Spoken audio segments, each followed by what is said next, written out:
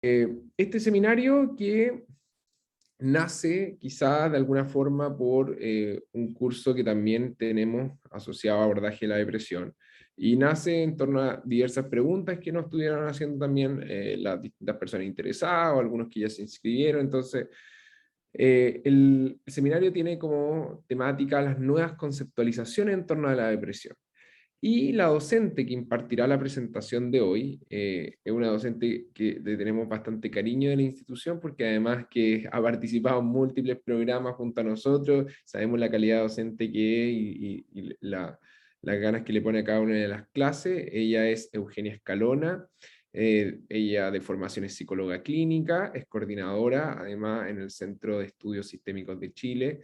Dentro de su formación académica se está doctorando en psicología con mención sistémica cognitiva y neurociencia.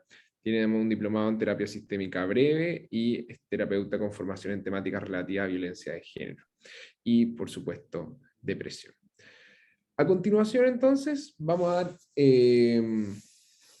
a revisar este seminario, y al final del seminario, en pos obviamente de nuestra misión que yo les comentaba de democratizar el conocimiento, vamos a regalar una beca para el curso justamente de abordaje de la depresión.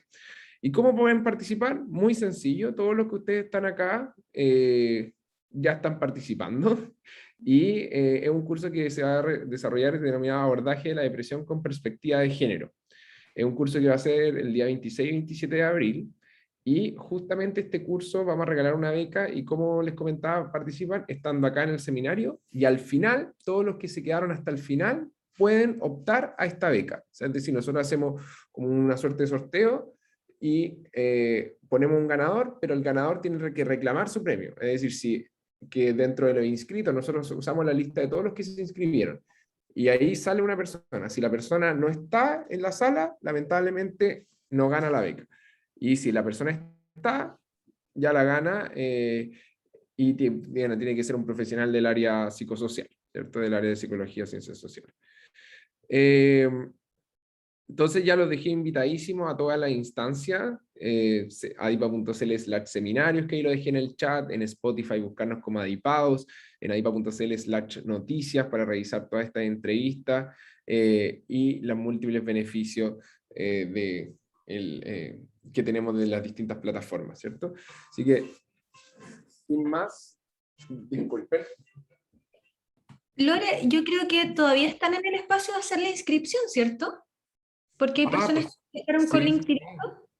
¿Sí? Sí, sí, porque eso se saca como unos minutitos antes, así que puede ingresar en adipa.cl/seminario, ahí está el seminario de hoy, y ahí usted se puede inscribir y queda lista, porque justo se hace unos minutitos antes, se descarga esa base de datos y se hace el sorteo. Así que, Loreto, la dejamos invitadísima. Bueno, Eugenia, un gusto tenerte nuevamente en otra instancia. Bueno, desearte obviamente el mayor de los éxitos, una instancia más cortita, pero que sabemos que va a ser muy enriquecedora para todos y todas las presentes. Sí, así que muchas gracias, me encanta el ambiente ADIPA, así que, bueno, colegas y público que no está especializado en el área clínica, pensé esta charla como un espacio de divulgación. En tanto eso, me gustaría poder presentar ciertos datos, y es una charla un poquitito más estadística, pero que tiene el objetivo de juntar la academia con el quehacer clínico y también con el entendimiento de los procesos que nos van pasando en el habitar, ¿ya? En tanto eso, a mí siempre me gusta empezar con un encuadre, porque un encuadre siempre va a ayudarnos a saber qué esperar en la pauta relacional. A mí me encanta que las personas pregunten, me encanta poder democratizar el conocimiento. En tanto eso, por favor, no se sientan impedidos de utilizar el chat o de prender el micrófono o de hacer un comentario, porque esta instancia se trata de que todos y todas podemos salir con alguna mirada distinta o con una crítica, ¿ya? Así que en eso espero que este espacio ustedes puedan recibir información que les permita tener una nueva visión del fenómeno y asimismo... Paulina, abriste el micrófono, ¿cómo está? Oh, se cerró, se arrepintió del comentario. Pero bueno, ya se dieron cuenta que así como lo aprendió Paulina, cualquier persona va a poder abrir el micrófono y hacer el comentario que estime pertinente y que vaya al quehacer. Bueno, una de las cosas por las que uno va a pasar por ciertos fenómenos tiene que ver con el maternar. Los hijos vienen a alegrarnos y también a ser factor protector, pero también una fuerte importante de carga, porque a veces nos hace que estas instancias de formación se traslapen con la doble jornada. Entonces, mucho ánimo, Paulina, en su proceso de maternar, y cariños a su hijito que la está acompañando y que está viendo este gran ejemplo de una mujer que se está formando, ¿ya? Entonces, vamos a iniciar, como les decía, con estos elementos. Creo que es importante que sepamos que lo que vamos a hacer es un entendimiento de un elemento psicopatológico. En tanto a eso, nosotros que debemos de entender que ninguna de las afirmaciones que se hacen respecto al fenómeno obedecen a una explicación causal y asimismo no es un análisis del fenómeno. ¿Por qué hay que hacer esta distinción? Porque nosotros cuando hacemos una visión del fenómeno, simplemente es eso, es poder ver cómo se está expresando en tanto a síntomas, en tanto a signos, y en eso debemos de ser muy respetuosos de que este fenómeno también se va a ir expresando dependiendo de cada sistema individuo y que también va a obedecer a ciertas dinámicas culturales, ¿ya? Y que la causa en general no nos dice mucho de cómo solucionar las cosas, entonces en eso tampoco vamos a centrarnos mucho en la etiología.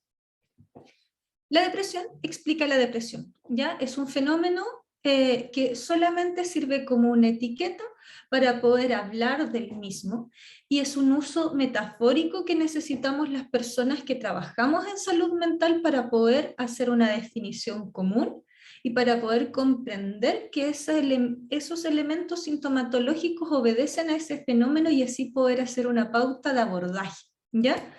Entonces en eso nosotros vamos a ser muy respetuosos de cómo se expresan las distintas personas y vamos a tratar siempre de ir cuidando, ¿ya?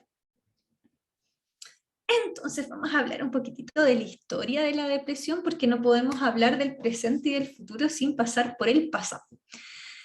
Nosotros cuando empezamos a hacer un entendimiento de que existían alteraciones en la forma de habitar el cuerpo, empezamos a darnos cuenta de que existía una expresión, ya que normalmente se presentaba como una tristeza, con una sensación de temor hacia el futuro, un cansancio vital, y que ese cansancio vital además se expresaba con ideas, pero no eran ideas apropiadas, eran ideas extrañas, eran ideas delirantes, eran ideas que además de eso estaban circunscritas a un elemento específico, ideas de daño, ideas de catástrofe, ideas de incapacidad, que llevaban a los sujetos a evitar tomar ciertas conductas, a aletargar su funcionamiento.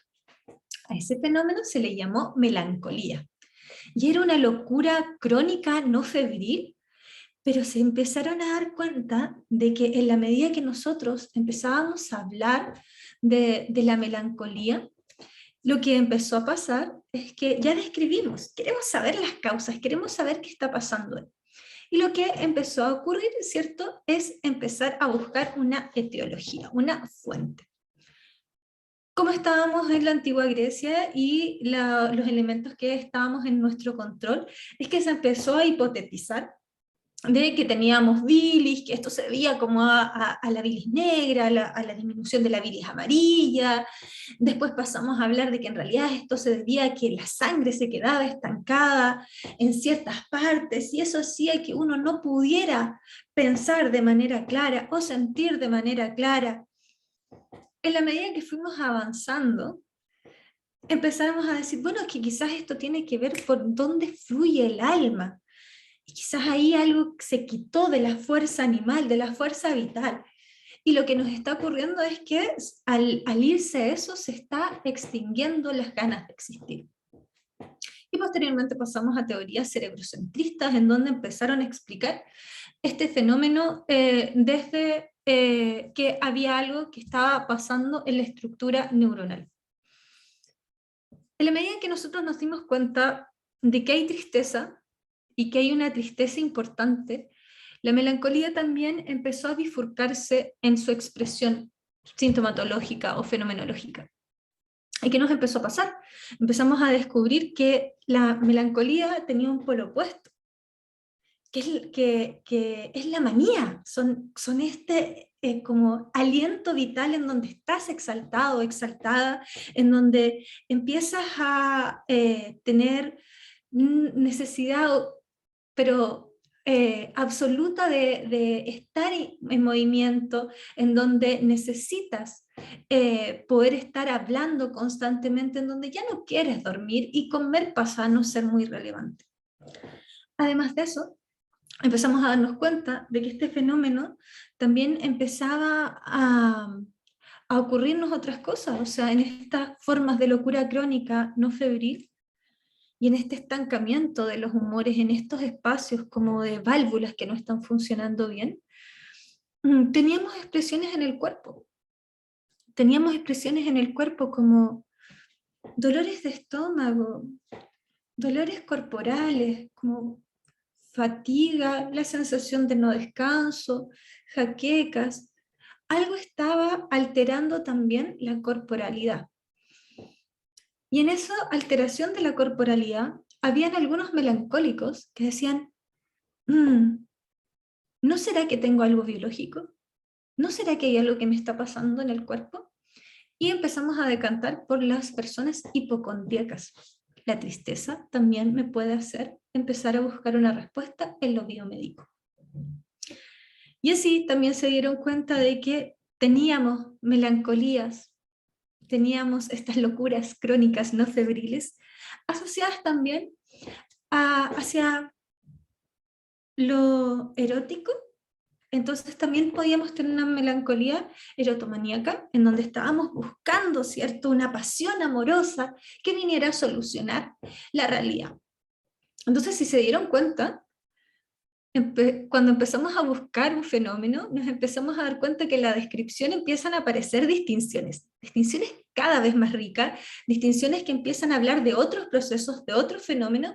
La división siguió y siguió y siguió, al punto de que llegamos a establecer los manuales de trastornos mentales, los DSM, que son lo que utilizamos los psicólogos clínicos y psicólogas clínicas para poder definir cuáles son las patologías y cuáles son los signos y síntomas asociados.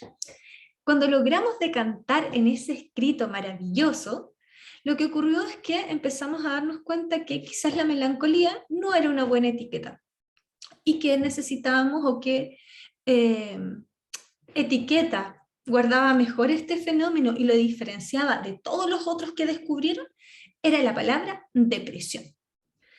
¿Por qué? Porque depresión significa abatimiento. Y es en el trastorno psiquiátrico que vamos a tratar de definir de manera más certera. Lo que es más importante es ese abatimiento. Es esa forma en que ya la tristeza, el cansancio de la vida se empieza a expresar en las distintas líneas. DSM fue incluyéndolo así como pasó en la antigüedad, ¿cierto?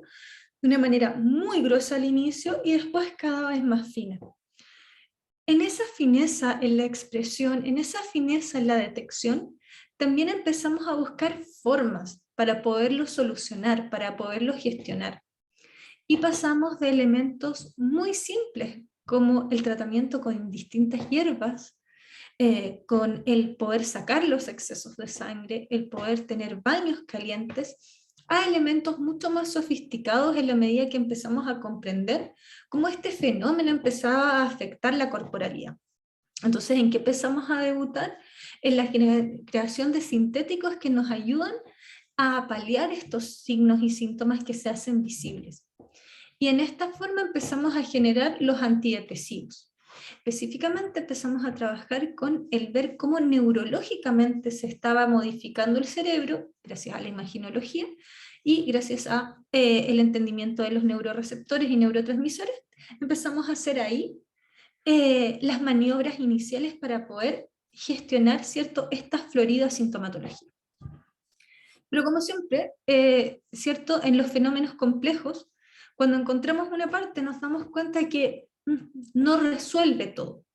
Y en tanto a eso, la psicología, ¿cierto?, empezó también la necesidad de poder ir presentando una propuesta para poder resolverla. ¿Ya? Y si bien ya tenía marcados intentos desde que se llamaba melancolía, y Papito Freud trató también de hacer una definición exhaustiva y hacer una propuesta de tratamiento, lo que nos encontramos en el último tiempo fue que podíamos hacer un método ordenado y universal de tratamiento de las depresiones y que podíamos ir mostrando efectividad específicamente en el tratamiento de esta patología. Y en tanto a eso nos fuimos moviendo, ¿cierto?, a estos estados actuales, en donde pensamos en principios integrativos, donde vemos al ser humano como biopsicosocial, y como su afección, no solamente como estas alteraciones orgánicas, sino que también como unas respuestas medioambientales. Y en tanto a eso el DCM trató de ser muy respetuoso de la razón por la que se expresaban, ¿cierto?, este conjunto de signos y síntomas. ¿Ya? ¿Todo bien hasta ahí? ¿Hay alguna parte en la que quieran profundizar? Todo claro hasta ahora. Súper.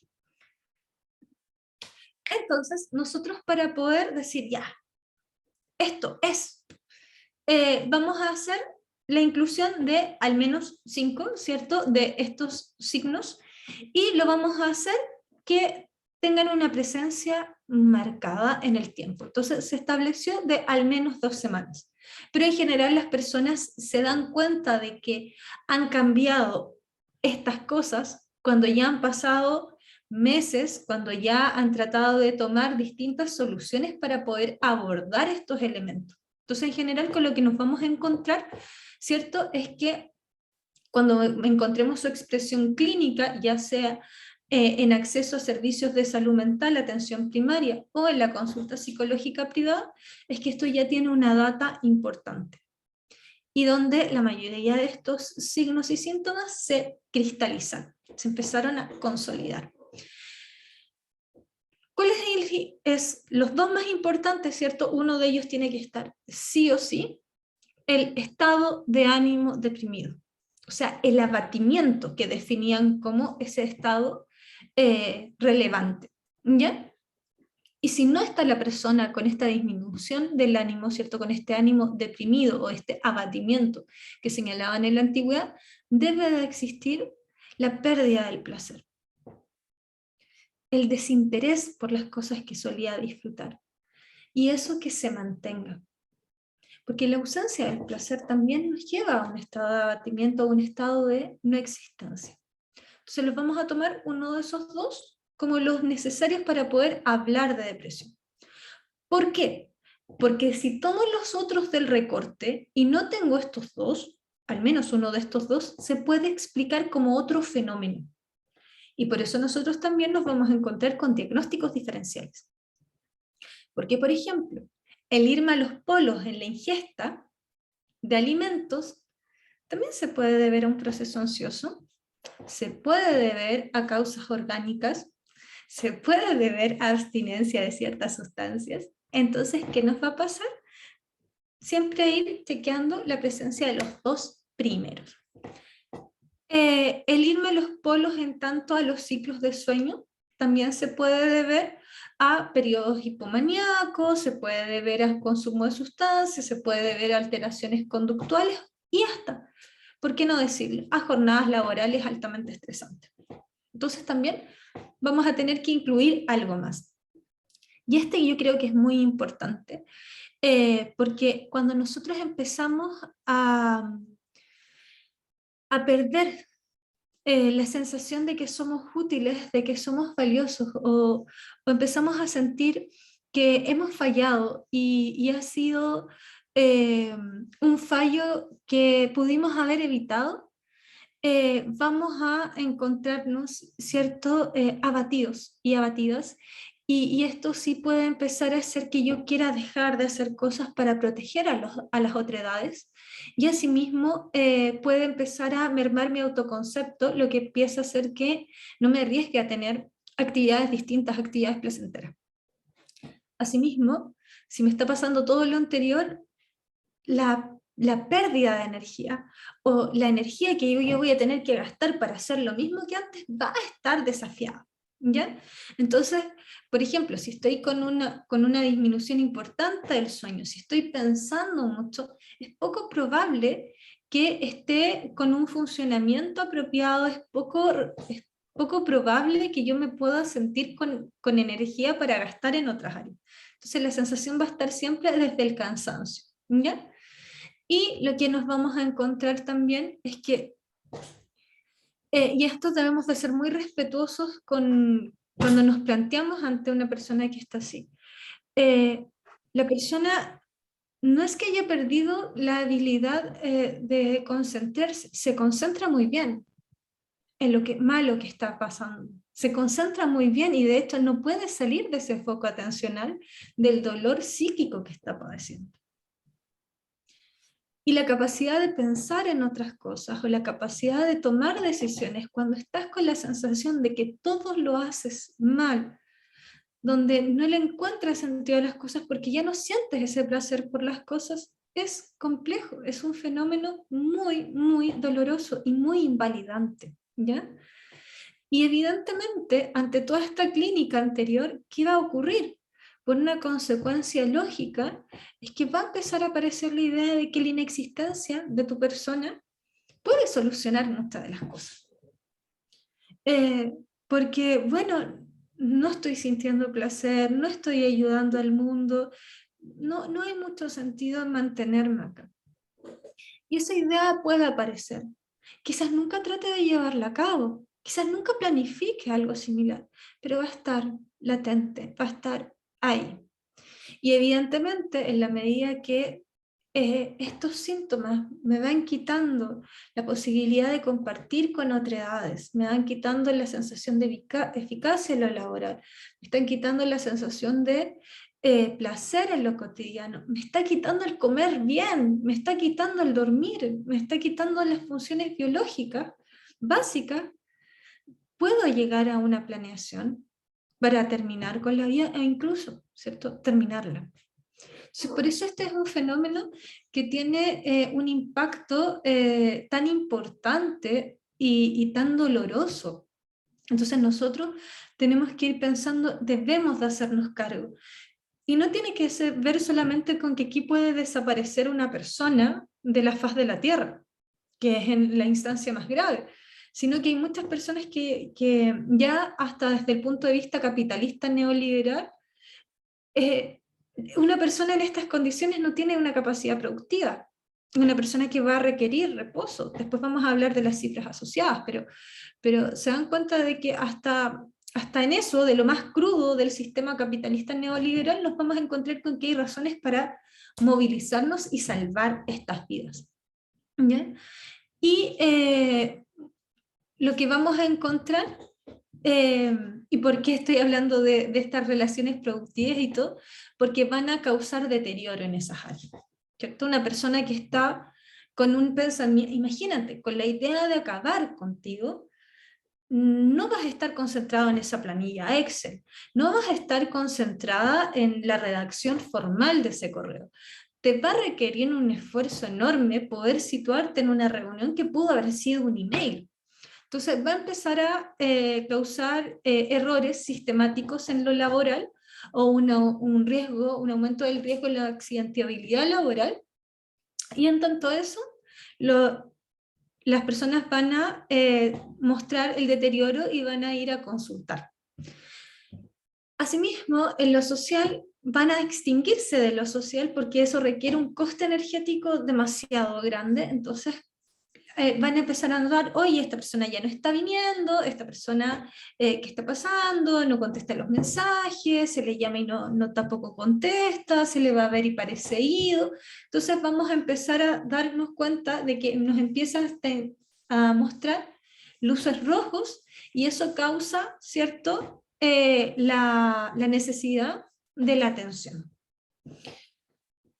Está también el que la persona, y esta es una posibilidad real, y es que la persona en este tiempo que ha pasado desde la aparición de los síntomas hasta que alguien llegue a darse cuenta, es largo. ¿Por qué? Porque estamos en una cultura de la analgesia, estamos en una cultura en donde no se permite el hablar del dolor. Se considera alguien quejumbroso, que le falta ganas, que no es optimista. En tanto a eso, ¿qué va a ocurrir? La persona va a tratar de enmascarar los síntomas, va a tratar de que no se dé cuenta, que no se note. Y en eso lo que va a ocurrir es que en ese desgaste, cuando revienta y empieza a causar malestar o deterioro significativo, y se den cuenta los demás, es cuando ya la persona ha tocado fondo varias veces y ha rebotado varias veces en ese transitar por esta patología. Entonces, también entender, ¿cierto?, de que la gravedad de los síntomas, ¿cierto?, va a prender luces, y para que se dé eso, tiene que pasar también una temporalidad.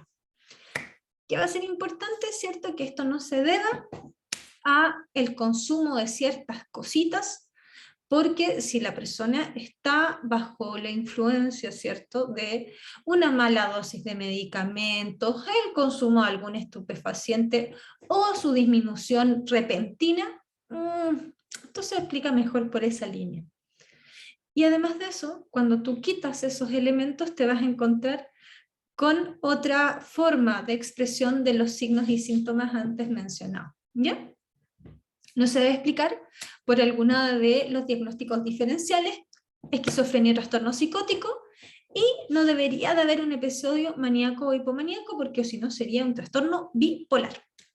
Entonces, hasta ahí está el DSM, ahí si se fijan, no está apuntando en ningún momento a una causa, sino a una descripción de cómo se puede presentar un fenómeno, acotándolo, ¿cierto?, a una cantidad específica de signos, ¿cierto?, y también haciendo el diferencial de lo que no es, para saber muy bien lo que es, ¿ya? Entonces el DSM ahí hizo un muy buen trabajo, y también hizo un muy buen trabajo al poder explicitar, ¿ya? ¿Por qué? Porque nosotros necesitamos también saber de que no se expresan de la misma forma en toda la población, que va a depender de un montón de factores cómo se va a expresar. Entonces ahí nosotros vamos a ir jugando con las características. Mixto. 3 síntomas maníacos, 3 hipomaníacos. Tiene como un poquitito de todo. ¿Qué va a pasar? Vamos a estar muy arriba, ¿cierto? Ánimo elevado, grandiosidad, locuacidad, fuga de ideas, disminución de la necesidad de dormir, pero también vamos a encontrarnos con los síntomas y signos que habíamos expresado anteriormente. ¿Qué es lo importante de esto? Es que este tipo de depresión la pueden desarrollar las personas con trastorno bipolar. Entonces es como un prodromo, es como un aviso, si tuviéramos que ocuparlo en la cultura pop, The Winter is Coming, como está en esa línea. Reciclamos el término, reutilizamos el término, melancolías, y en eso dijimos, ya, hay una pérdida de placer, no se responde a lo habitualmente placentero, está este abatimiento, está la culpa, está el sentirse lento y no querer comer, y en tanto a eso disminuir mucho en peso, y ya no quieres estar despierto, despierta en las mañanas. Entonces es como... pero a pesar de que no quiero estar despierto, despierto muy temprano. Como, y no puedo volver a dormir. Entonces estamos con esas características muy marcadas de la melancolía. Después continúan los atípicos, las atípicas, ¿cierto? En donde, ¿qué va a pasar? Va a ocurrir algo que no es lo esperado. ¿Y qué es lo no esperado dentro de un proceso de enfermar? mejoras. Te espera que si estás enfermo, estés mal. Entonces lo que ocurre en esta línea, ¿cierto? Es que si ocurre un evento lo suficientemente bueno, ¿ya? Se observa una mejora temporal. No está claro si esta mejora temporal se debe a un enmascaramiento o efectivamente vuelve la eutimia a la persona, ¿ya? Pero se va a esto de el sanar. También es atípico, y también lo que no esperamos dentro del proceso de enfermar, es que esto siga una línea como un electrocardiograma. Entonces, ¿qué va a pasar? Vamos a presentar así como un pic hacia arriba, pero también es atípico un pic repentino hacia abajo. Entonces, lo que puede aparecer es una reacción exagerada. Entonces, es como una pesadez en el cuerpo, un aumento súbito de peso, un aumento súbito del apetito, un aumento súbito en el sueño, y también es agudo. Y eso no es lo esperable dentro de un proceso depresivo, porque lo que esperamos es que se mueva en un orden creciente, pero lentito, de aumento de la sintomatología, no que haya una explosión sintomatológica. El psicótico, como les dije nosotros, ¿qué va a pasar? Vamos a tener ideas, alucinaciones, delirios, una forma de pensar. Pero esta puede ser congruente con el estado del ánimo, es decir, si yo siento culpa, voy a tener ideas de pecados cometidos, fallas cometidas, algo imperdonable y que merece un castigo. Y cuando no es congruente con el estado del ánimo, bueno, no vamos a tener algo que nos está tirando en la línea contraria. Pero en general nos vamos a encontrar con algo congruente en el estado del ánimo, en donde va a decir, viste, con razón, hace las cosas mal, con razón, mereces estar en esta condición, y qué bueno que te pase, porque mereces este castigo, y mereces que las cosas salgan mal. ¿Ya? La catatónica, este retraso psicomotor, se observa tal hasta que podemos llegar a tener una flexibilidad seria, que nos vamos a encontrar, ¿cierto?, con las personas catatónicas. Empezamos con una hipomimia, ¿cierto? Esta vez mucho más marcada, mucho más intensa. Cuerpo presente, y el resto no se observa movimiento, ¿cierto? A veces pueden estar responsivos y ante esa respuesta van a repetir lo que se te dijo, pero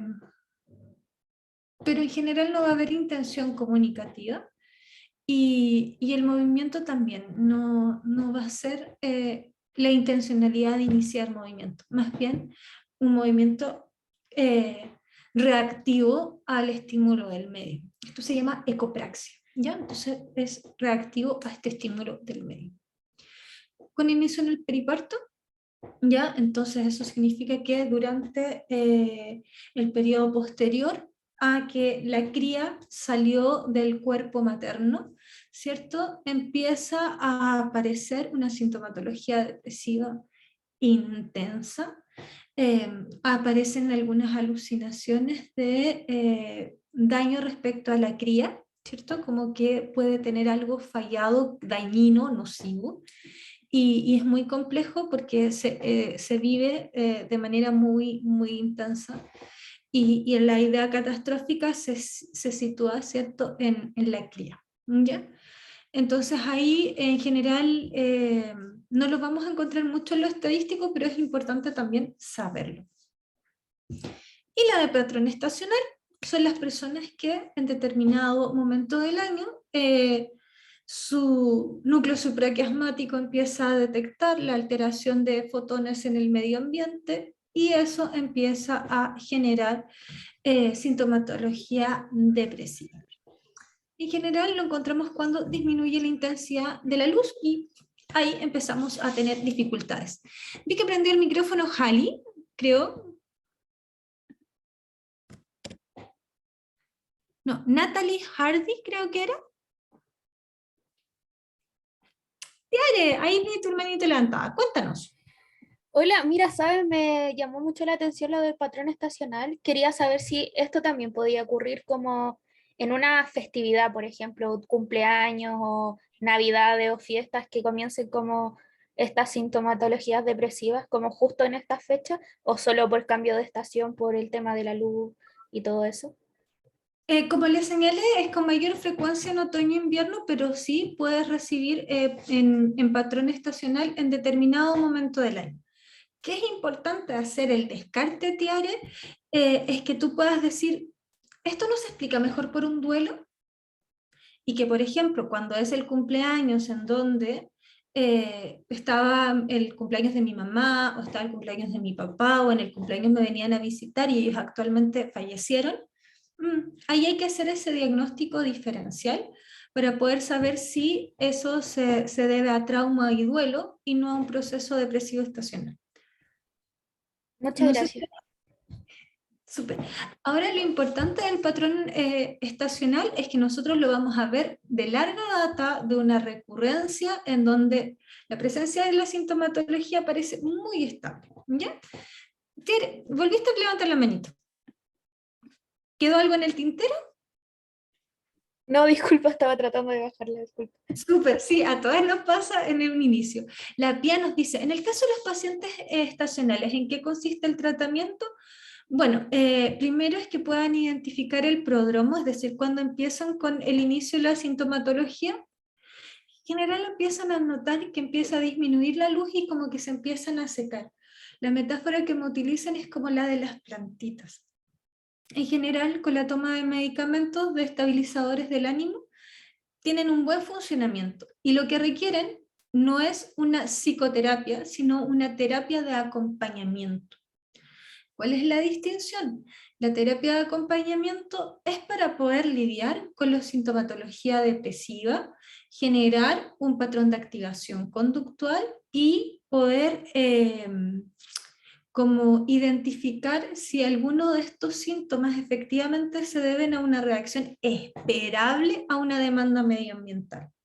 También vienen a desarrollar estrategias para no tener crisis.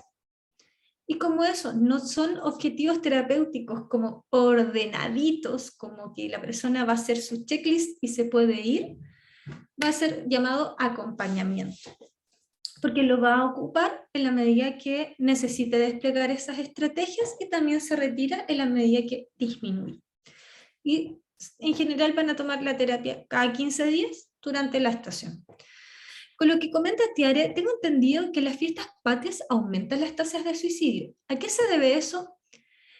En Chile coinciden las fiestas patrias con la primavera, y en general la primavera como cambio de estación sí genera un aumento en la suicidabilidad a nivel internacional. ¿Ya? ¿A qué se debe? Todavía no tenemos una respuesta, pero sí tenemos eso de que hay una correlación. Todavía no hemos logrado encontrar la causa directa, pero si lo hacemos, lo vamos a tratar de entregar. Hay como algunas hipótesis respecto a el sentir que pasó el invierno y aún así no me siento bien. Hay otros que dicen que el aumento de las temperaturas hacen que las personas salgan más, eso hace notar más el diferencial y decían acabar con su vida, pero en general como causa clara no está, y además el suicida no deja muchas explicaciones de por qué tomó esa medida en ese momento. Entonces también nos queda con la misma incógnita que las familias de las personas que han fallecido. Bien, me encanta que hagan preguntas porque así se nos hace más livianito. ¿Qué tenemos que tener clarín? Ya, no hay depresiones puras endógenas, no hay una depresión que sea solo genética, no hay una depresión que sea solo social. Ya, vamos a entender la depresión como multidimensional.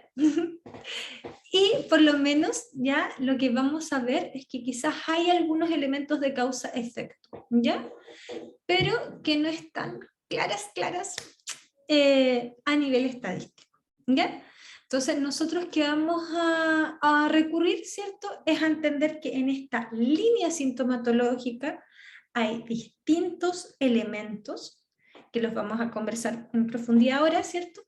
Y que en esos distintos alimentos que podría tener atenciones en donde voy a poder recurrir al cambio en el procesamiento de la información, activación conductual, en lo fisiológico la toma de medicamentos, en lo sociocultural, participación de instancias comunitarias, etc. Entonces la psicoterapia, el psicólogo trabaja en equipo porque el problema es multidimensional, ¿cierto? Y porque no podemos quedarnos con algo puro neurológico o puro psicológico. No sirve. Somos seres mucho más complejos, ¿ya? Ahora que vamos a empezar a ver, ¿cierto? De que ya hicimos esta análisis de SM y creo que ahí tenemos que ir pensando, o sea, esta tristeza, esta como nube negra. Ahora los que son más jóvenes dicen, la monita azul no deja de apretar el botón, ya, párala. Los que vieron intensamente, ¿cierto? Cacharán, ¿cierto? Que ahí es como, no quiere salir. En lo cognitivo tenemos estas ideas catastróficas, en lo emocional, ¿cierto? Tenemos esta labilidad, esta expresión triste, ¿ya? En lo conductual tenemos la inhibición, en lo interpersonal tenemos un aumento de las dificultades interpersonales. No puedo decir lo que me pasa. Si lo digo, siento que estoy molestando. Y si me dejan solo, siento que no tengo ningún valor. Entonces, estamos como encerrados en puras paradojas relacionales. Y en lo sociocultural está el elemento, ¿cierto?, complejo que es no hay espacio para la tristeza. Para ningún tipo de tristeza. O sea, tú te encontrás a personas que están viviendo un proceso de duelo y a las 2 semanas quieren dejar de sentir tanto dolor. O sea, no tenemos espacio ni siquiera para sufrir el dejar de tener a personas significativas en nuestra vida. Entonces, una tristeza que aparece de repente, multifactorialmente, en donde no podemos decir, aquí está, pareciera ser que es un hito que viene a desordenar. Pareciera ser que es algo que no nos vamos a permitir. ¿Cómo hay a andar triste si tenéis todo? Y por eso quiero irles mostrando de por qué podemos tener sintomatología. Y por qué podemos también tener esa expresión. Entonces vamos en esa línea. Sí, la Mariani le pegó en el clavo así como, no hay espacio para la lentitud, no hay ningún espacio. La Gaby dice, me recuerda al positivismo tóxico que hay ahora. Claro, claro.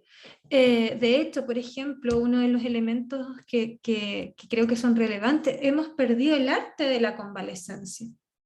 O sea, ahora con el COVID no tenemos ni siquiera 7 días y tenemos que volver como si nada hubiese pasado. O sea, ni siquiera es como para decir, oye, pasaste por fiebre, deshidratación, dolor de garganta, dolor de cabeza, necesitáis un día de no estar con esos síntomas o 2 para que tu cuerpo vuelva al centro, para que tu cabeza vuelva al centro. O sea, estar enfermo es una experiencia que nos acerca a la muerte. Y el COVID, de hecho, te mata. Entonces, eso de no terminar de tener el proceso doloroso cuando ya te estás exigiendo estar como si nada. O sea, es un positivismo tóxico, me encantó esa metáfora, ¿cierto? Y un productivismo tóxico.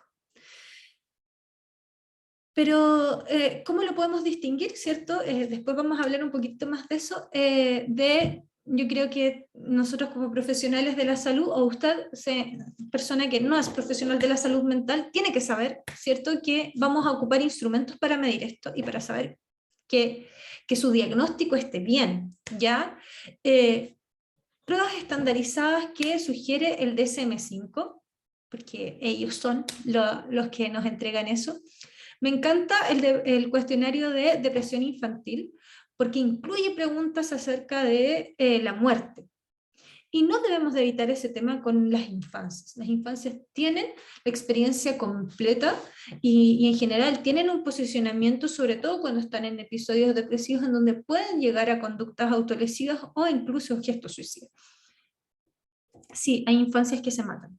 Entonces también es importante que no evitemos esas preguntas, y hacerle a través del inventario CDI nos ayuda también a poder sortear ese elemento incómodo y a poderlo evaluar en grado de complejidad. La entrevista para trastornos afectivos y esquizofrenia en niños, muy simple, muy rápida. También nos permite poder hacer como un tamizaje para hacer diagnóstico diferencial. Entrevista clínica estructurada, si es que en realidad tú estás con la sospecha pero no sabéis como para dónde va, ahí la tenemos ordenadita. Hamilton, que nos va a devolver áreas de funcionamiento afectadas, además de un índice de sintomatología con gravedad, ¿cierto? Lo mismo va a pasar con la Montgomery. El cuestionario sobre la salud del paciente creo que también es una alternativa, pero maravillosa. ¿Qué tenemos que tener ojo? Todas estas son pruebas altamente sensibles. ¿Qué quiere decir esto? Prefiero decirle a alguien que no tiene depresión, que la tiene, a decirle a alguien que está con depresión que no la tiene. Entonces, son altamente sensibles a que te pueden puntuar sintomatología, no grave, siempre va a ser como moderada, ¿cierto?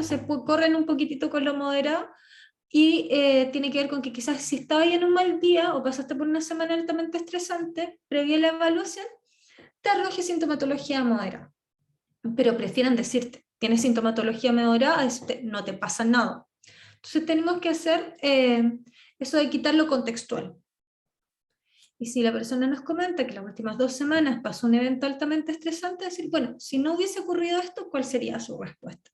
Y así tenemos una buena foto, ¿ya? Pero no maqueteada sin decirle qué pose, como para que no nos disfracen los síntomas. En tanto la entrevista, ¿cómo puedo hacer un buen checklist? No sé qué preguntar, solo que las cosas que me dicen muchos los estudiantes cuando vamos a ingresar a intervención clínica. Bueno, ¿qué me puedo preguntar? ¿Estoy utilizando alguna entrevista estructurada o semiestructurada para saber qué pasó aquí? Ya ahí tenía un buen inicio.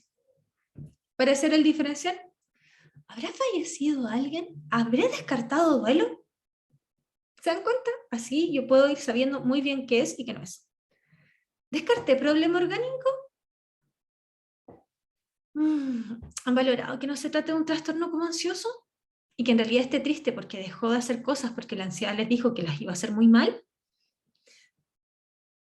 ¿Preguntamos acerca de tentativas o ideas de suicidio? ¿Descartamos que no consuma ciertas cositas que le podrían estar haciendo mal? ¿Descarté algo más grave como esquizofrenia? ¿Alguien le contó o vio un reportaje muy detallado cómo se manifestaba la depresión? No es que esté fingiendo, pero igual. Gaby, yo hoy les voy a mandar el PPT, así que tranquilidad. Este tipo de pruebas se pueden aplicar por cualquier profesional del área de salud mental, en cualquier área, clínica, educacional o organización.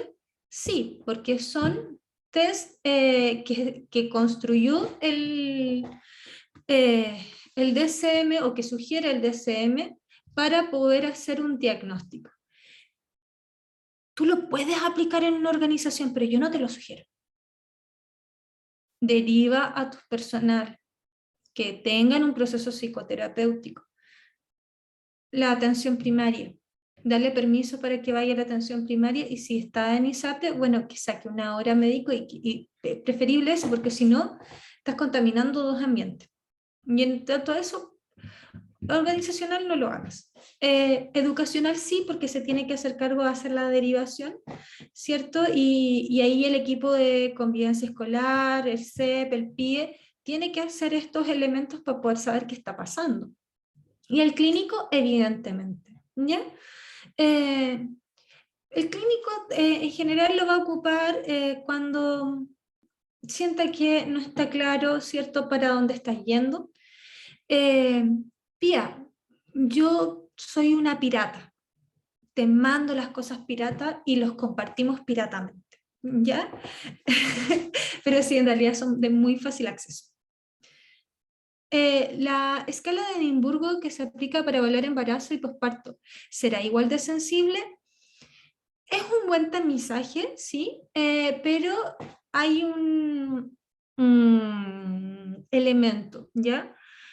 Que yo como parturienta que me atendí por sistema de salud público, se solapan, ¿cierto? La maternidad deseada, planificada, con la que no. Entonces muchas veces aparece una puntuación alta en esa escala, cuando en realidad se debe a que estás haciendo la elaboración del proceso de maternaje y eso en algunas personas puede causar sintomatología depresiva. Y asimismo hay muchas madres que quedan maternando solas, o sea, se enteran del embarazo y quien generó esta cría se fue a comprar cigarros, por decirlo. Entonces también vamos a encontrar con sintomatología depresiva. O sea, ahí yo creo que es un buen elemento para poder hacer un tamizaje y hacer la derivación a profesional de salud mental, pero no haría la etiqueta diagnóstica solamente con esa información. Siempre tenemos que ir como solapando los test, ¿ya? Y nos compartieron, ¿cierto?, en el MinSal alguna de las baterías. Así que por allá vamos. ¿Por qué estudiar sobre eso? ¿Alguien nos quiso poner música? Qué bacán. Ya.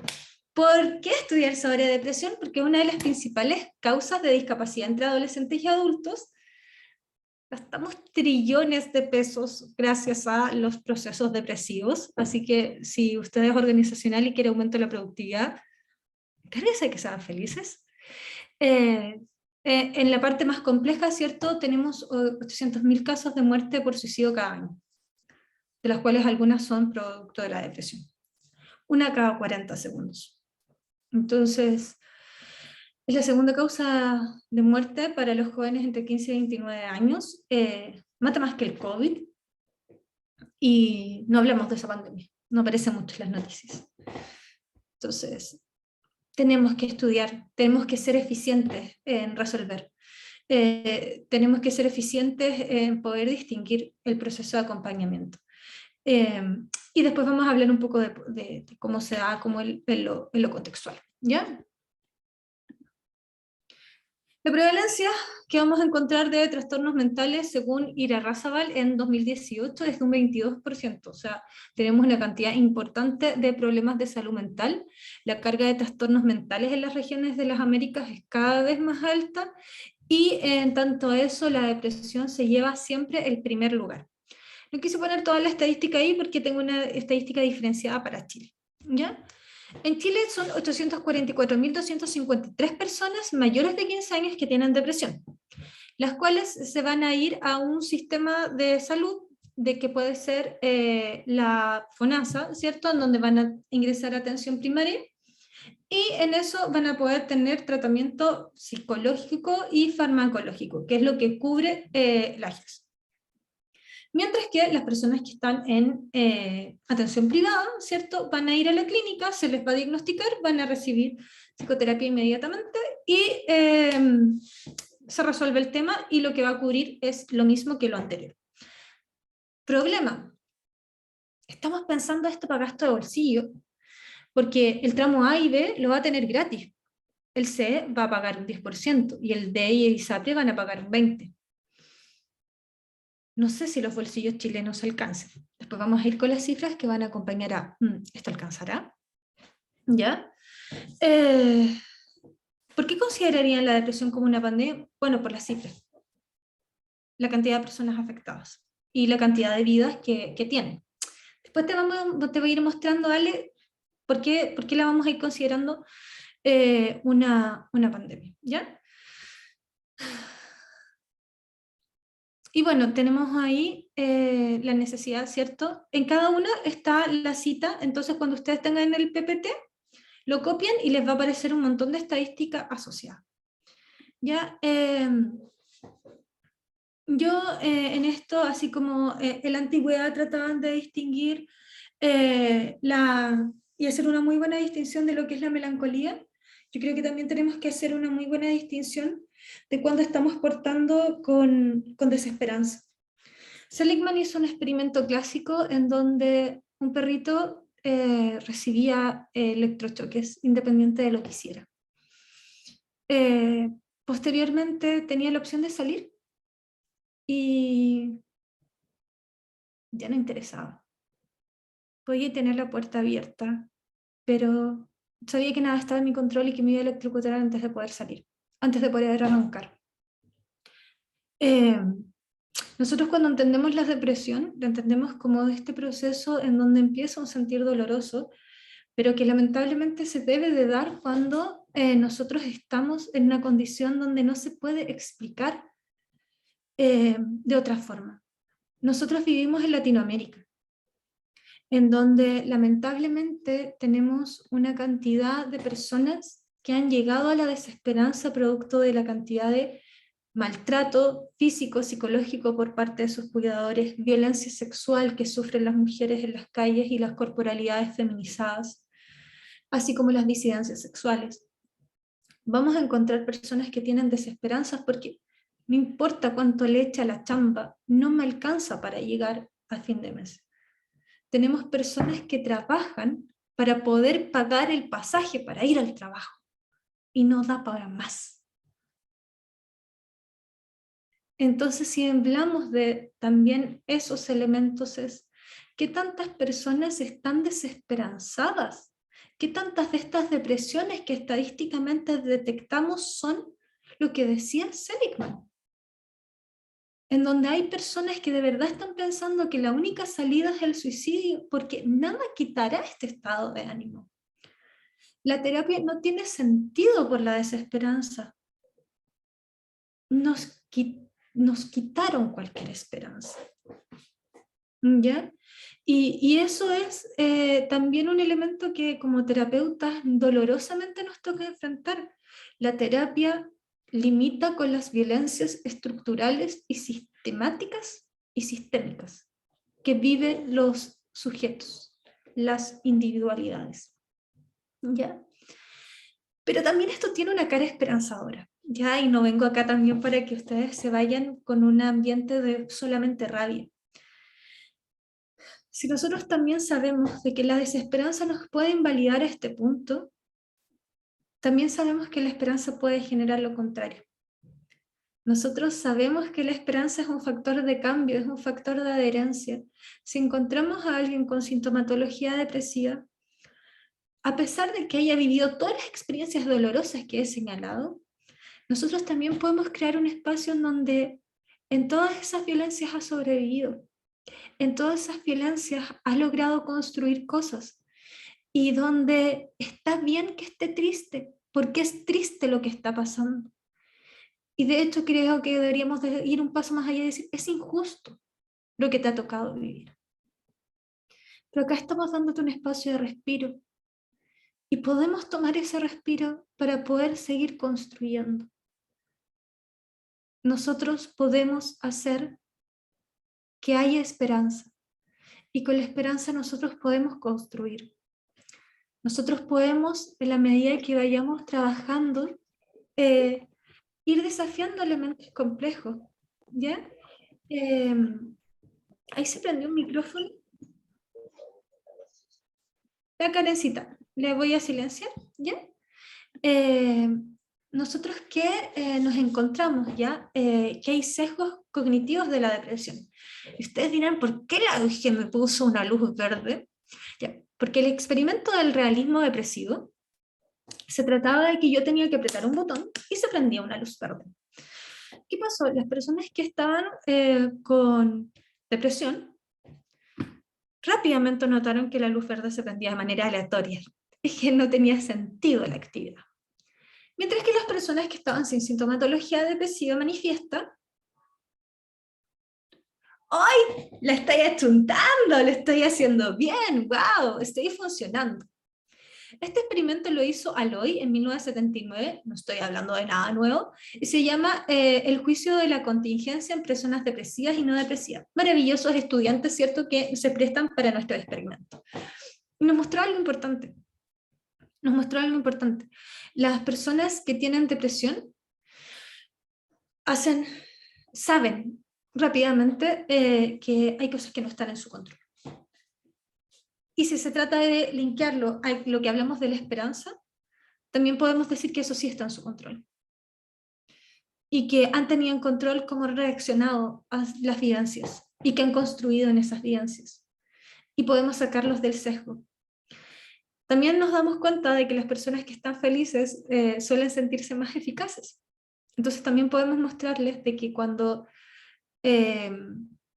esta persona que está con sintomatología depresiva o que está viviendo esta vivencia depresiva, se está juzgando de manera muy intensa. Y que en ese juicio nos está permitiendo la opción de ser libre o de cumplir una condena acorde a el daño que ha hecho. Entonces también podemos ir corrigiendo ese sesgo e irles mostrando, sí, aquí hay elementos que no están en tu control, identifiquemos cuál, dejémoslos ir, busquemos los que sí están en tu control y eso lo podemos trabajar. ¿Ya? Paula Román es autora que me gusta mucho, decía, acompañar en la desesperanza da esperanza. Mati, pulento. Si tenéis los libros en PDF, aquí está, de aquí somos.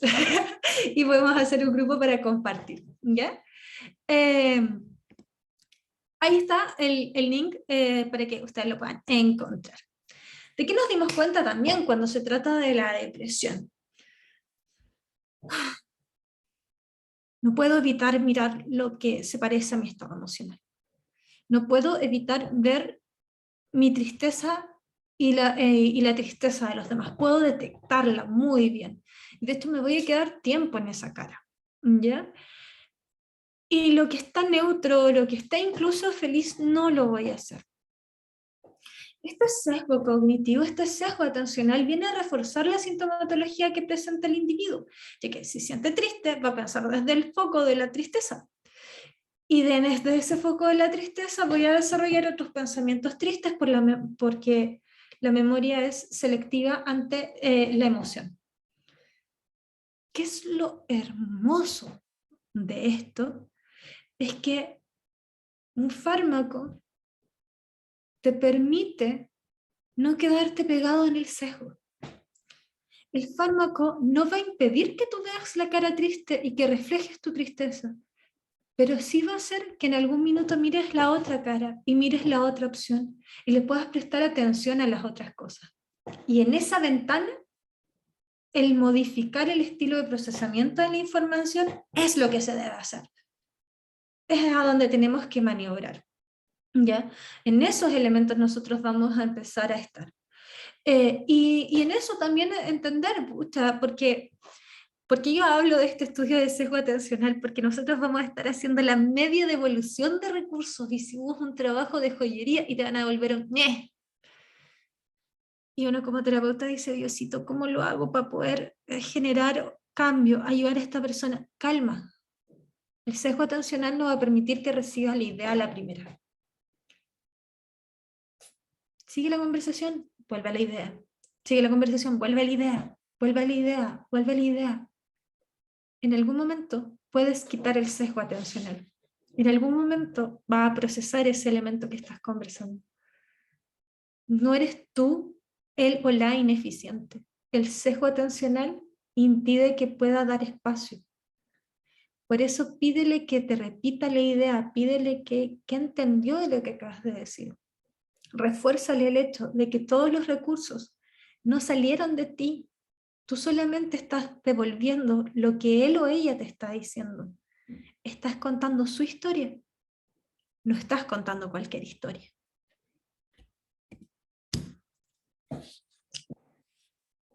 ¿Y por qué es importante? Porque nosotros nos vamos a encontrar con que hay muchas soluciones que fracasan. Me desanimo. Y en eso la activación conductual, porque me desanimo y me aíslo, y si me aíslo me siento solo o sola. Entonces, ¿dónde tengo que operar en el circuito? Aparece la emoción y voy a dar mi estúpida caminata por mi salud. Ya vamos. ¿A dónde vamos, colega? Bien, entonces tengo que hacer eso de dar mi estúpida caminata por la salud mental, porque a pesar de que vaya solo, sola, y en eso esté aislado o aislada, lo que me va a permitir es poder tener esa ventana en donde cambie el contexto. Y si estoy caminando en la calle y me encuentro con más gente, la probabilidad de que me sienta solo no es tan alta. La probabilidad de que alguien me salude o que tenga un gesto empieza a modificar, ¿ya? Entonces, por ejemplo, está ese elemento. Saber que la activación conductual no va a venir cuando me sienta bien. Me voy a sentir bien gracias a la activación conductual. La PIA nos dice, ¿el tratamiento de la depresión siempre incluye psicofármacos? Depende. Ah, qué buena respuesta de psicóloga. Nosotros vamos a utilizar, ¿cierto? Los psicofármacos en dos medidas, ¿ya? Primero, si el cliente considera que son parte de las alternativas de solución disponibles. Hay clientes que no lo desean y hay clientes que en eso dicen prefiero cambiar de terapeuta porque necesito un enfoque de psicoterapia. Y el segundo elemento tiene que ver con, como dice el colega Hugo Luis, ¿cierto? De la derivación a psiquiatra, cuando nosotros vamos a necesitar regular el inicio del proceso terapéutico. Yo qué haría sería ver efectividad en terapia. ¿Ya? Si en las primeras 4 sesiones no logramos empezar a cambiar el circuito de soluciones intentadas fracasadas, si nosotros en las sesiones de psicoterapia vemos que están un aumento en los síntomas, realizo la derivación. Ahora, evidentemente, vamos a trabajar siempre con equipo multidisciplinario. Mientras que el MinSal lo que dice es, primero, la toma de medicamentos, paralelo psicoterapia, paralelo apoyo comunitario. Y Lore, sí, sería para poder estabilizar los síntomas y potenciar el proceso de psicoterapia. ¿Qué otras soluciones que fracasan existen en la depresión?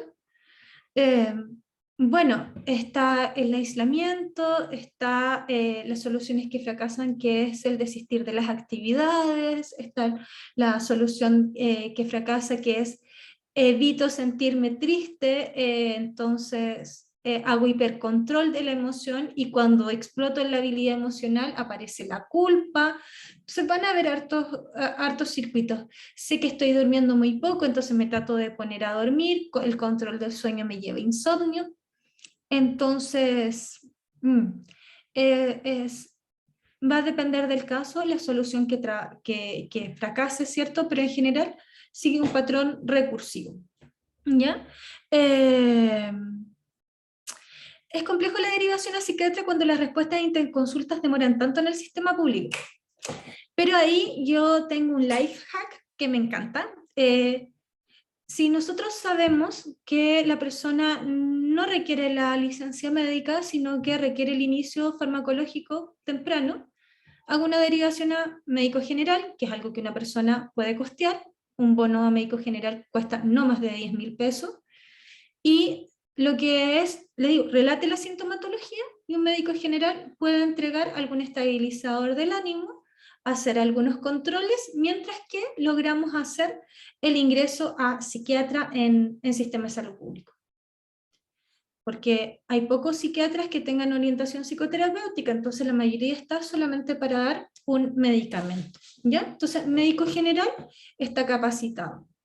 Ahora, si ustedes se fijan en cada una de sus comunas de residencia, o si consultan en los propios centros de salud, van a darse cuenta que hay algunos médicos generales que están tratando de ingresar al internado de psiquiatría o que tienen una orientación más a la salud mental, y en esos empezar a agregarlos a su lista de contacto, ¿ya?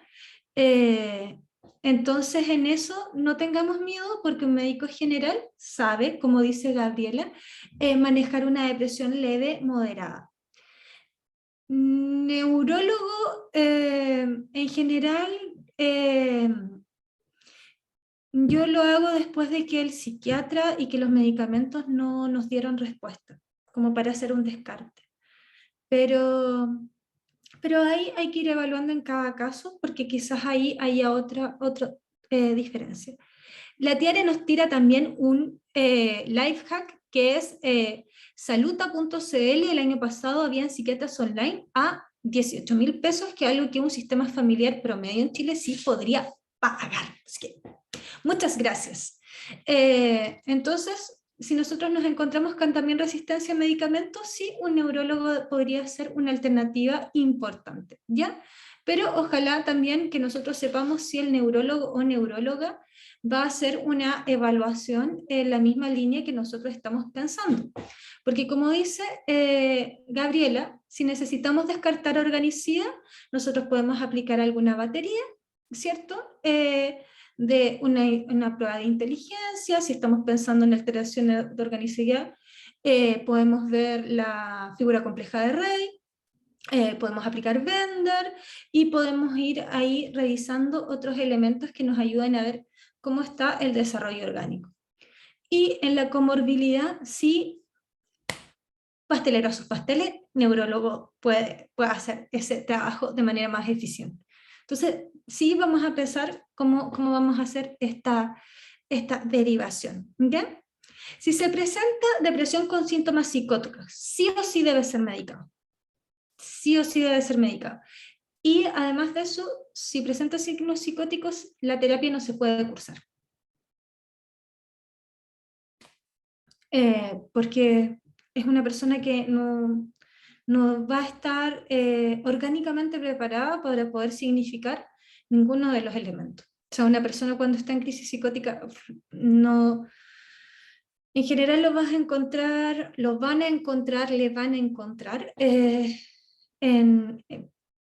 con el brote, y en eso lo toma inmediatamente los servicios de salud y se encargan de hacer la estabilización. Es poco probable que a la consulta particular asista una persona en esa condición, ya que el sistema de salud público lo suele pesquisar y hacerse cargo rápidamente.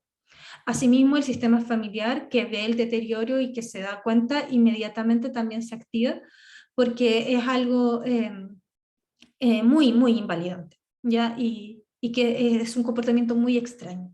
Entonces, en general, nosotros no lo vamos a encontrar como que alguien logre sacar la hora, esperar a que llegue la hora e ir sola a la consulta, ¿ya? Así que, Javi, en eso quizás te ayude esa respuesta, si no, bueno, escríbenos y ahí sabemos. Bien, nosotros vamos a encontrar una prevalencia de los episodios depresivos a nivel del mundo, ¿cierto? Y bueno, tenemos a los hombres, mujeres y a los dos en el mundo, ¿ya? Cuando yo vi esta gráfica fue como, wow, yo esperaba que en América y que en África estuviera mucho, mucho más elevado, sobre todo la presencia de mujeres, por las violencias que nos toca vivir, y wow, que es como, wow, no está tan mal, ¿ya? Y también me di cuenta, ¿cierto?, de que en las etapas de fertilidad, ¿cierto?, y en el cambio a la menopausia, pareciera ser que hacemos como un pic, pero los hombres suelen mantenerse iguales. Ahora, lo extraño es, en estos dos gráficos, es que no debería de haber alteración, porque cuando se aplica baterías de depresión, inventarios de depresión con doble ciego, lo que se ha demostrado es que hombres y mujeres obtienen la misma puntuación, la misma cantidad de síntomas. Pero la socialización empieza a impactar en qué tanto yo voy a asistir a la consulta y qué tanto, si asisto a la consulta, puedo recibir un diagnóstico. ¿Ya? Entonces en eso vamos a ir avanzando. La Gaby nos dice, ¿nos puedes contar de actividad física y de depresión? Una correlación maravillosa, positiva. En general logramos hacer que hayan grandes avances. La activación conductual la vamos a tomar, pero te lo voy a explicar en unas laminitas más adelante con detalle para que puedas saber por qué es una intervención apropiada. En tanto a la prevalencia, nosotros estamos en un 5% de la población con depresión, y lo que vamos a encontrar es un 6,5% con trastornos ansiosos. Somos más ansiosos que depresivos.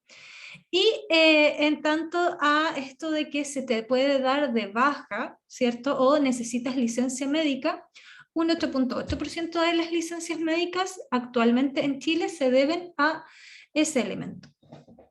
Y en tanto a eso me parece interesante porque lo que nos vamos a encontrar es que efectivamente es algo que genera una alta tasa de salida, ¿cierto?, laboral, pero que no está validada, ¿ya? Entonces es como, tómate tu licencia, ¿cierto?, o descansa, pero no vamos a estar como prestándote apoyo. Y en esto, a qué me voy a referir? Y es un elemento que creo que es importante. No, voy a ir acá. Porque hoy un colega, cuando estaba piloteando la charla con estudiantes de la UST, me decían, oye, Euge, pero si un 8% de la inhabilidad se debe a eso, la licencia médica te debe hacer súper bien. Y les muestro esta estadística y les digo, pues sí, te puede hacer muy bien, pero mira, si te fijas, trabajar menos de 25 horas, trabajar 45, la diferencia en la sintomatología moderada, media y sin síntomas no es mucha, no es mucha. Sobre todo, ¿cierto?, en la depresión moderada, la severa sí es un cambio. Y ellos me decían, pero entonces, como no está bien recibir licencia médica. No, no tiene que ver con no recibir licencia médica. Tiene que ver con lo que dice la Gaby, en donde si yo te tiro a la inactividad en la nada, no vas a saber qué hacer con ese tiempo libre. No vas a poder gestionar, no vas a poder hacer una rutina, no vas a poder tomar las conductas de cuidado que se requieren. Por eso es importante que nosotros, cuando vayamos haciendo las propuestas y el trabajo con la esperanza, necesitamos empezar a cargar de actividades que me acerquen, ¿cierto?, al placer. Quizás al inicio no voy a sentir placer, porque estoy embotado afectivamente, pero en la medida en que caigo en una rutina que me permite espacios de reconocimiento de mi propia identidad, en tanto estoy teniendo una alimentación que no se fue a los polos y estoy cuidándome en lo del sueño, va a ir decantando a nivel sintomatológico, ¿ya? Sam Provoste nos dice, se confunde mucho en términos generales el trastorno adaptativo con la depresión. Los trastornos adaptativos pueden venir con su subdivisión de sintomatología depresiva, sintomatología ansiosa o sintomatología mixta. En general no se confunden, ya que el trastorno adaptativo te puede decir específicamente cuándo empieza a aparecer esta tristeza, ansiedad o la mezcla de ambas.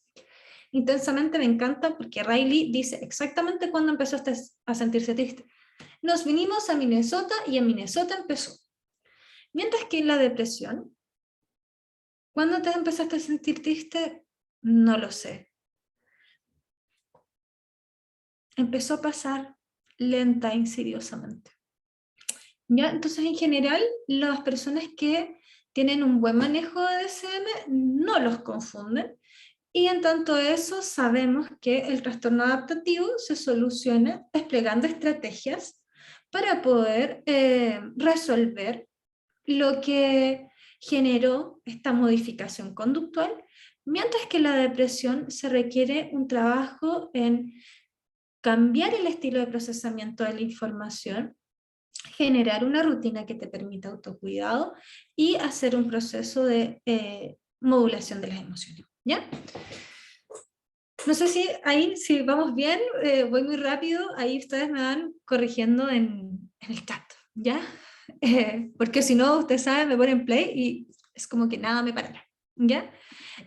También vamos a encontrar diferencias, ¿cierto?, en las expresiones y en eso nos vamos a encontrar que la mujer sí está ¿cierto?, un poquitito más alta en lo severo, ¿ya? Pero en tanto a lo leve, no nos da.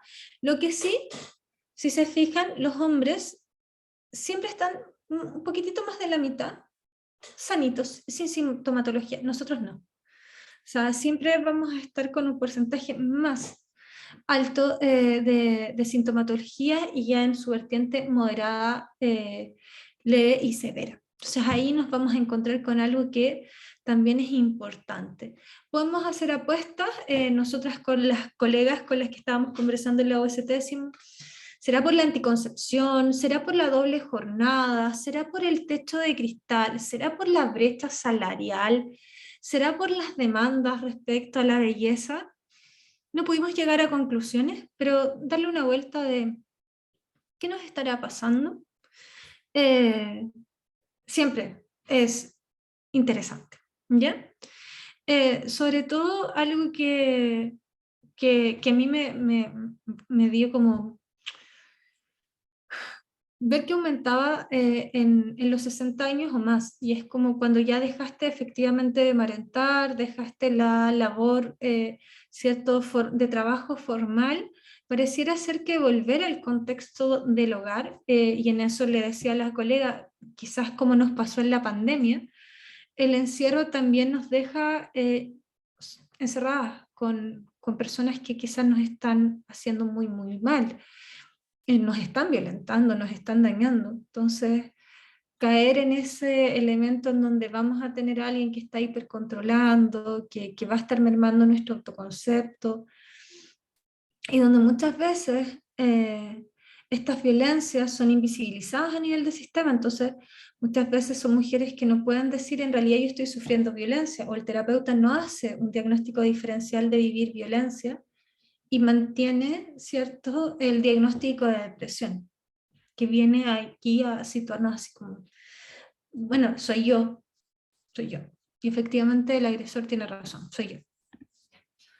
El que dijo el dinero no hace la felicidad, bueno, aquí pueden tomar una captura o después mostrarle el PPT así como, güey, la división en deciles por ingreso per cápita dice lo contrario. Los primeros deciles tienen un aumento de la sintomatología severa. ¿Será porque está planeada la política de salud pública en donde hay más gasto bolsillo y que en tanto eso los deciles más altos pueden costear? ¿Será ese elemento? ¿Será por las diferencias, cierto, que nos vamos a encontrar en tanto a el acceso a experiencias gratificantes? El dinero no, la ausencia de dinero no nos permite ir al cine, no nos queda presupuesto para poder comer algo rico, a veces ni siquiera nos da presupuesto para la nutrición. Entonces, ¿será que está ahí una de las grandes variables que se asocia a depresión? Ahí ustedes también tienen que ver, ¿cierto? Nosotros vamos a encontrar inequidad que se producen también, no solamente en esta línea, sino que nosotros en las investigaciones las vamos a encontrar. O sea, los países de más ingresos se investigan con sistemas experimentales de manera mucho más florida, mientras que las personas que hacen publicaciones científicas también van a estar en los países que tienen más ingresos, o sea, ahí está pasando algo. Ahora, en tanto el volumen de investigación y todo, sí, vamos a ver un aumento en los países más ricos, pero no necesariamente se está investigando sobre salud mental. ¿Por qué será? En Chile, si se fijan, wow, tenemos un nivel de depresión, pero altísimo, altísimo. En tanto a eso, lo que nos vamos a encontrar, ¿cierto?, es que se sale de todos los promedios estadísticos, estamos en un nivel demasiado alto, y esto tiene un costo en tanto a vidas, y lo que nos vamos a encontrar, ¿cierto?, es una tasa de mortalidad que es importantísima, y que no está no está decreciendo, ¿ya? y eso va a ser un elemento, ¿cierto?, relevante. No solamente de suicidios, también vamos a pensar un poco en la política pública, ¿cierto?, en donde nosotros vamos a encontrar que las personas que tienen depresión o sintomatología depresiva van a tener 2 veces más riesgo de morir, cercano al 2, ¿cierto? El riesgo de morir, entonces nos vamos a encontrar con que las comorbilidades son invisibilizadas en las personas que presentan sintomatología depresiva o depresión declarada. ¿Ya? Entonces también hay ahí pérdida de vida debido a estos elementos.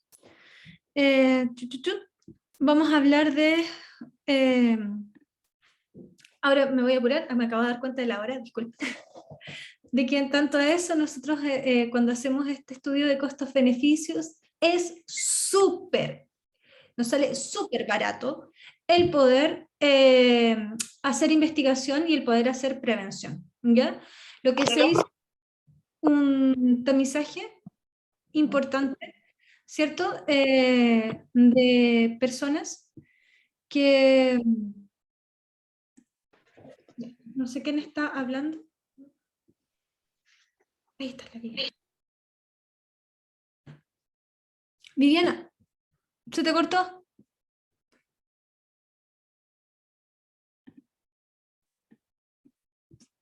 Ya. Bueno, ahí cuando Viviana, si quieres escribes porque no se te escucha. ¿Qué se demostró? Lo más efectivo es trabajo con niños, adolescentes y adultos en depresión, ansiedad, trastornos de alimentación, suicidio y salud mental. ¿Ya?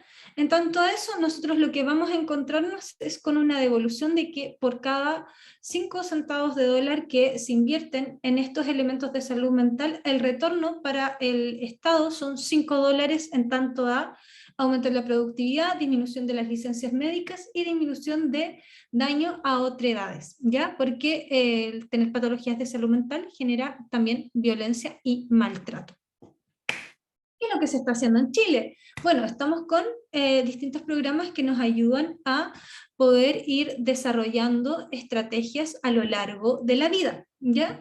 Nosotros, ¿cómo estamos pensando las intervenciones? Intervenciones en el curso de la vida para hacer prevención y promoción de la salud mental. Entonces tenemos a Chile Crece, para la atención prenatal y primeros años, en donde estamos trabajando en la línea de poder evitar tener depresión por maltrato o por reactivar otros elementos. En la laboral se están haciendo el cambio a...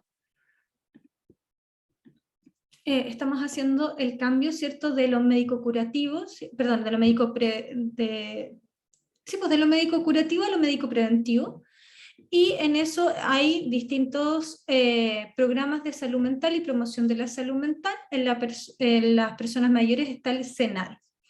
Para la etapa de la adolescencia está programas de familias fuertes, en donde lo que se hace es que son 7 sesiones dadas por la Organización Mundial de la Salud para poder generar habilidades parentales en adolescentes y así evitar desarrollo de sintomatología psiquiátrica.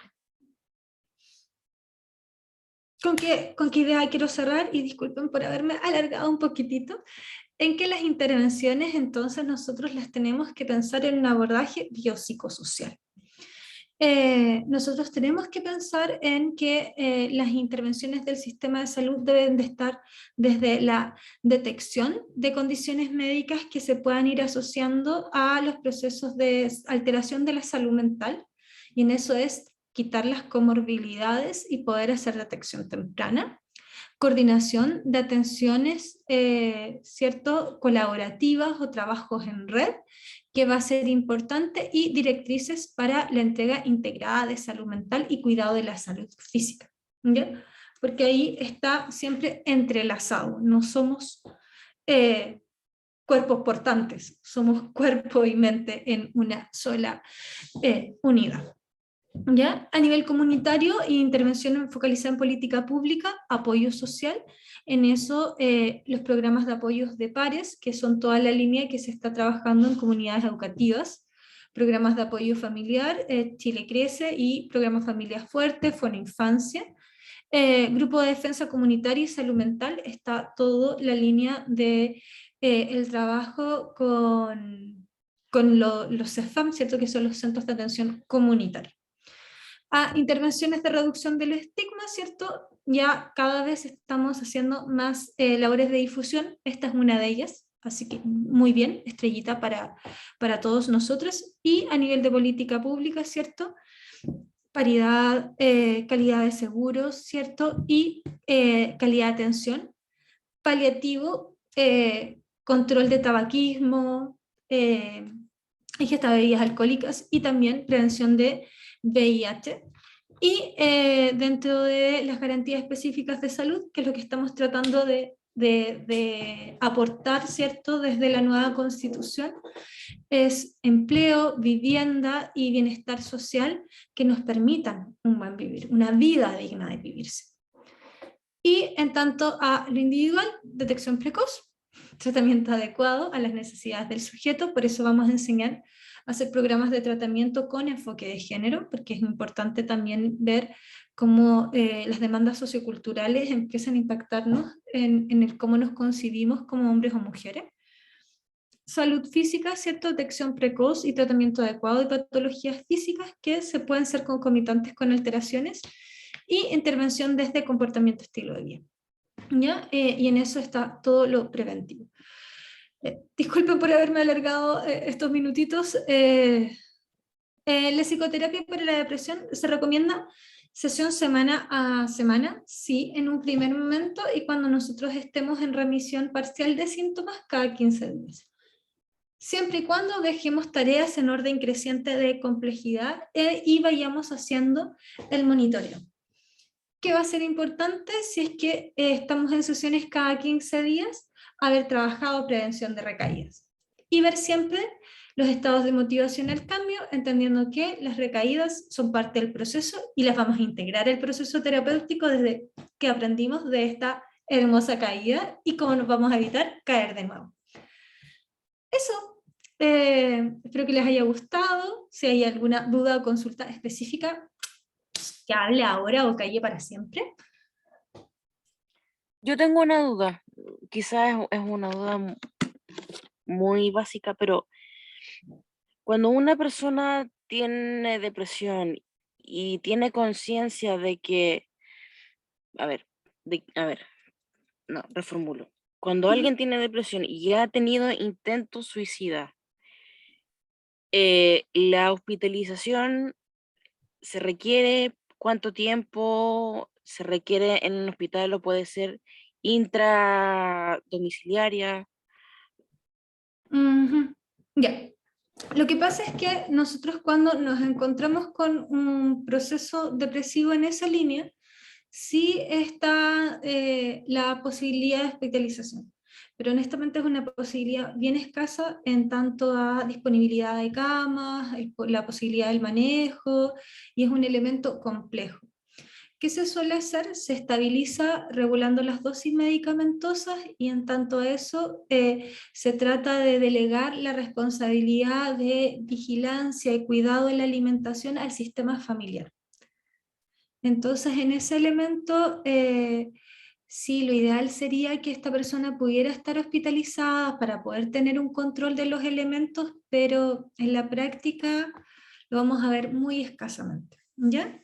Ahora, ¿qué puede ocurrir y qué suele ocurrir? Es que la persona que ha tenido un gesto suicida, que tenga secuelas físicas, va a quedar, o los médicos van a propender a que quede hospitalizado para el seguimiento de las secuelas físicas, y esa va a ser la excusa para mantenerlo en hospitalización y controlado o controlada, que es un método bondadoso que se puede utilizar en tanto las instituciones psiquiátricas en disponibilidad de camas en este contexto, en este momento, no las podemos encontrar. No sé si te sirvió como la respuesta, Sofía. Sí, sí, es que yo lo preguntaba por por un tema específico que justamente se intervino con vigilancia intradomiciliaria, por eso, porque Ujú. ya había, justamente por la cosa pandemia, estar en la casa, entonces no se puede hacer mucho ahí. Menos mal que esa persona tiene conciencia de que está como mal. Pero en tanto a eso, yo que trato de sugerir a los cuidadores, propender a utilizar las redes de apoyo. Entonces, por ejemplo, que está Salud Responde, que está el psicólogo, entonces, porque finalmente el cuidador o cuidadora, específicamente cuidadora, es más frecuente esa línea, es la que se lleva la carga, la culpa, no vigile, y ella es la que debería estar con un sostenimiento detrás para poder sostener la otra crisis. Entonces, en eso quizás la sugerencia es que se pueda como acceder. ¿Ya? Renata le dice, en caso que el paciente se niegue a pedir ayuda o contar que está en tratamiento en la familia, nosotros desde nuestro encuadre decimos, ¿cierto?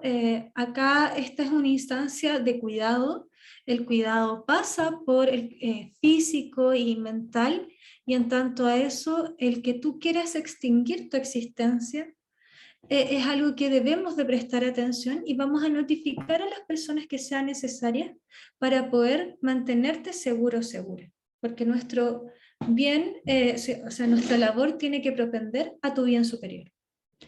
Y en tanto a eso se le vuelve a dar el encuadre y nosotros ahí tenemos que activar el código de ética. Muchas veces puede quedar un poquito lastimada la relación terapéutica, pero en tanto uno queda en una posición one down y explicándolo desde este quehacer amoroso, no va a tener problema. ¿Ya? Eh, Annie, me parece Annelise, ¿se pronuncia así? Analice. Annelise, ya, cuénteme, Como Annelise. analice una oración en vez de Ana es Ani.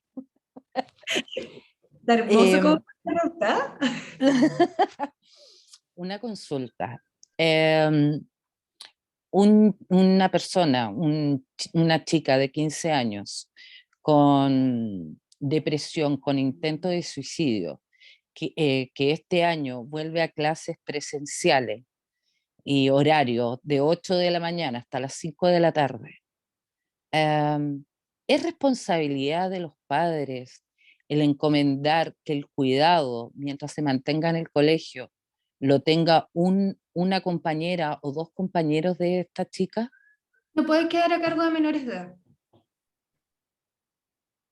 Es que es lo que a mí me llamaba la atención, porque imagínate que le llegue a pasar algo. Sí, por eso, disculpe lo tajante, pero no puede Sí. quedar a cargo de menores de edad. ¿Qué se debe hacer en esos casos? Uno, como psicólogo, tiene que Sí. coordinar con el psicólogo educacional, mostrar el informe que está siendo atendido y activar el protocolo que sea necesario. En muchos casos, y me ha tocado construir los protocolos junto con la Ujú. comunidad, tenemos por ejemplo, libre acceso a enfermería, la posibilidad de que en tanto se sienta abrumada, ¿cierto? Pueda salir de la sala, pero que siempre haya un inspector de piso o Un alguien adulto, que sepa ¿cierto? realmente. El otro elemento, y que sí se le puede delegar a otras menores de edad, es que no pueda ir al baño sola. Porque en Claro. el baño hay espejos, algunas le han pegado, ¿cierto?, a esos espejos y Sí. después terminan con la conducta de corte. O Más utilizan. aún si van con zapatillas con cordones también. Todo ese tipo de cosas. Sí, es que me llama la atención que el colegio permita, claro, los padres presentan un informe, pero le deleguen la responsabilidad del cuidado del menor a sus pares y no como colegio eh, sostengan como el cuidado o ellos se preocupen del cuidado permanente de la chica. Ujú. Es que en ese caso lo que hay que hacer es una denuncia a Superintendencia de Educación porque está fuera de todos los protocolos. Además de eso, la propia comunidad educativa, como es garante, ¿cierto?, de derecho, Si yo sé que, por ejemplo, X niña está siendo golpeada por sus padres, tengo que denunciar OPD. Si sé que cierta niña, niño o adolescente está con un problema de salud mental, tengo que derivar a los centros de salud mental, porque son un elemento que es garante de derechos. Como nosotros, Sí. si estamos ante un delito, tenemos que entregar información para que se resuelva. Entonces, está esa línea. Muchas veces los colegios, y en eso podemos entender, están con una sobrecarga enorme, no saben cómo actuar, muchas veces no tienen los protocolos suficientes, pero la desinformación no es excusa para poder actuar de una manera inapropiada. O sea, hay que informar. Muchas Bien. gracias. A ti. No sé, ¿alguien más tiene alguna duda, algún comentario? ¿No? Ah, volvió a abrirse la análisis. Bien, si no, colegas, creo que Pamela, ¿cierto? O puedes empezar con el sorteo, pu. Queremos. Eso mismo, iba a preguntar si alguien tenía más dudas o no para poder comenzar, si nadie se opone. Ya, entonces empezaríamos. Y acá está, ¿se ve, cierto? ¿Todo bien? ¿Todos ven? Pareciera que sí, todo bien, ya. Todo bien. Entonces tenemos 449 personas que se inscribieron a este webinar o seminario. Así que vamos a comenzar con el sorteo de la beca. Así que esperemos que no estemos aquí toda la tarde, que ha pasado en otras veces. Y espero que, o sea, les voy a pedir, no es que espero, les voy a pedir que si aparece su nombre, por favor abran el micrófono para saber de forma más rápida si la persona está presente o no, para que no se pierdan su beca. Y comenzamos. Y apareció Belén Alarcón Ruz. Belén Alarcón Ruz. ¿Está presente? ¿Se encuentra No, presente? está Belén Montero. Se fue al agua, está Belén. Ah, Se fue al agua. no está Belén. Ya. Ya. Entonces vamos a la siguiente persona. Vamos a reemplazar. Ponemos aquí.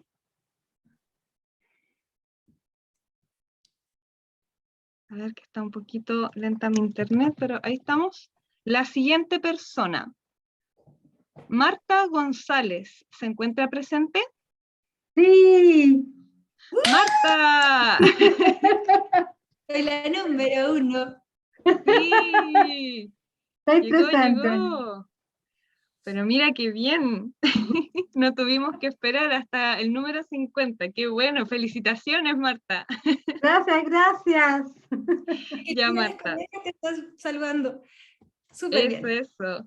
Ya, solamente para corroborar, Marta, tú eres profesional en el área psicosocial, ¿cierto? Solo Sí, para confirmar. Ya, psicóloga. entonces estamos bien, ningún problema. De nuevo, felicidades, Marta, de que te hayas ganado la beca al curso. Ustedes me avisan. Sí, tenemos todos sus datos, así que la van a contactar, ¿sí? Muchas gracias. Muchas gracias. Estoy contenta. La Gaby se quedó con una duda y solo un segundito, ¿cierto? La diferencia entre acompañamiento y psicoterapia: el acompañamiento no tiene objetivos e indicador de logro, la psicoterapia sí. Y en la psicoterapia estamos orientados, ¿cierto?, a poder resolver ciertas cosas. El proceso de acompañamiento es el transitar en algo que es inamovible.